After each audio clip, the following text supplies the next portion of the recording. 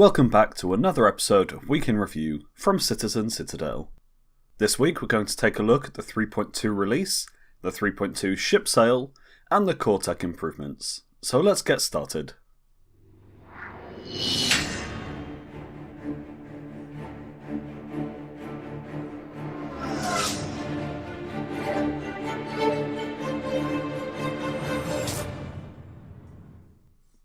So at number 8, we have the 3.2 live release. This week saw the final release of Alpha 3.2 after 15 PTU patches went live. The game seems stable and solid, and the community are excited to get going in the verse. CIG delivered the patch on time as promised, with the 1st of July marking the release date. I'll keep you updated as any smaller patches make their way to the PU, much the same as they did in 3.0 and 3.1 with the 1.1, 1.2, etc. patches. At number 7, we have ship sales. This week saw a new sale for all of the 3.2 ships being released. The Prospector also returned to the store for anyone keen to get a chance at mining. The Hurricane, 600i, Eclipse, Blade, and Avenger can all be picked up in Warbond and non-Warbond varieties. The Warbond option offering 12 months insurance, and the non-Warbond offering 6 months. It's not currently known how long the sale will last, but it's usually a couple of weeks following the release of the patch, so get yours while you can. At number 6, JP is leaving. Many long-time followers of Star Citizen will know of John Pritchett, long-time developer of IFCS and other physics simulation aspects of Star Citizen. He's well known among the community, always hanging around Spectrum answering questions, and working hard to make IFCS the best it can be. He's appeared in many episodes of Around the Verse and other smaller CIG productions, and he's always worked on core technologies that make the game what it is. His last day at CIG was Saturday the 30th of June, and I'm sure the rest of the community wish him the best of luck in the future. At number 5, we have the roadmap update. Once again, the roadmap is quite empty this week, with 3.2 being marked as 100% complete. This week sees CIG turning attention to 3.3, albeit slowly. They're in the planning phases internally, and we should see some movements soon. Lorville moved 3%, bringing it up to 45%. The Hurston Dynamics Dominance and Attrition series both moved to roughly 10% completion, and async background spawning moved 4%, bringing it to 37%, but still being the least progressed object container streaming task. That's all for the roadmap. We should hear some updates from CIG shortly in regards to 3.3, and we should see the 3.6 roadmap appear in the coming weeks. At number 4, we have lore content.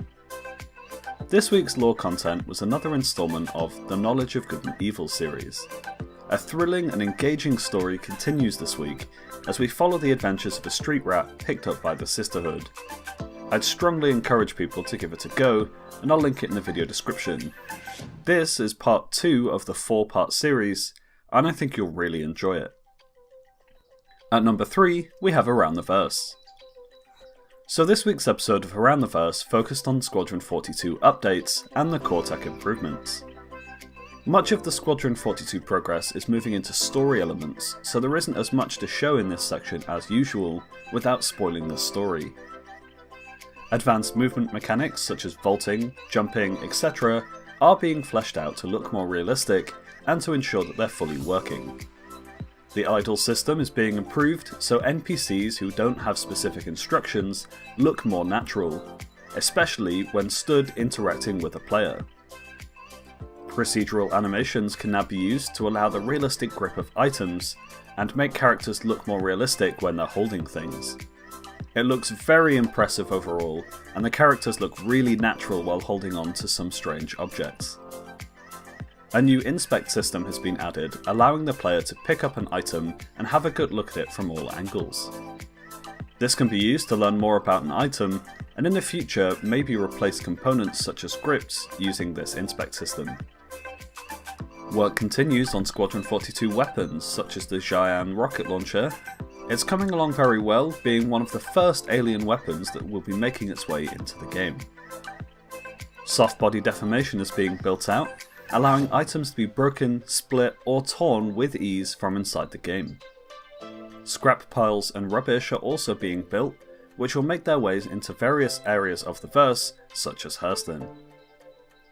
The Fanduel are being designed in terms of looks, behaviours, and animations. Their weapons are also being built out, focusing primarily on the spear.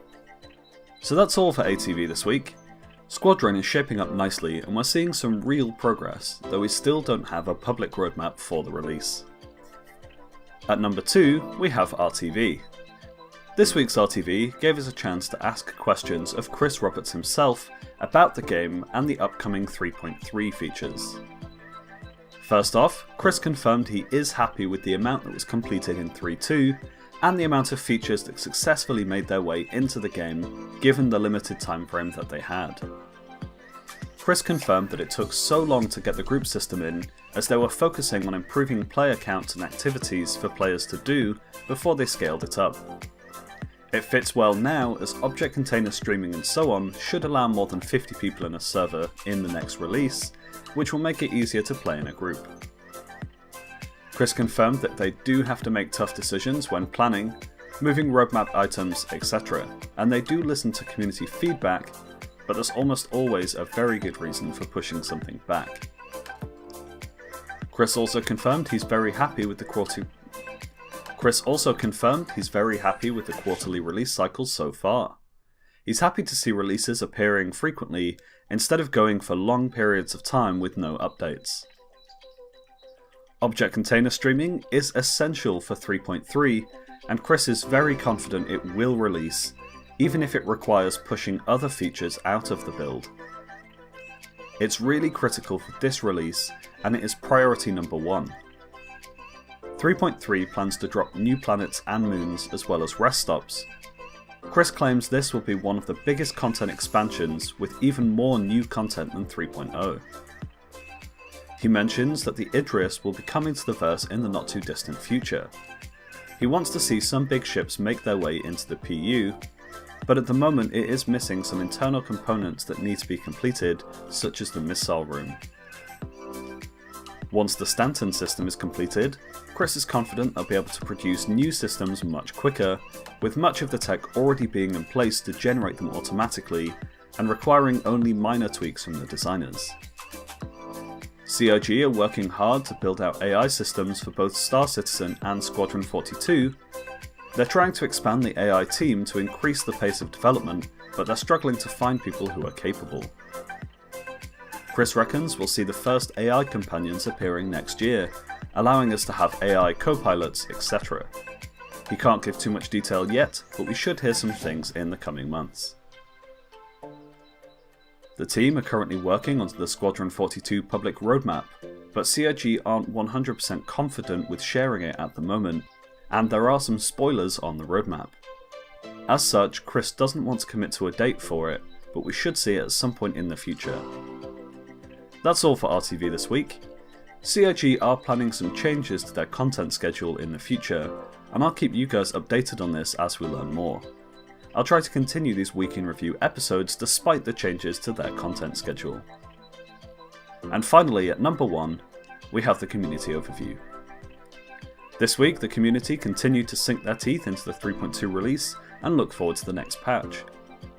The community remains enthused with tons of screenshots and clips appearing from the 3.2 build, and the community as a whole being very excited about all the new features and updates.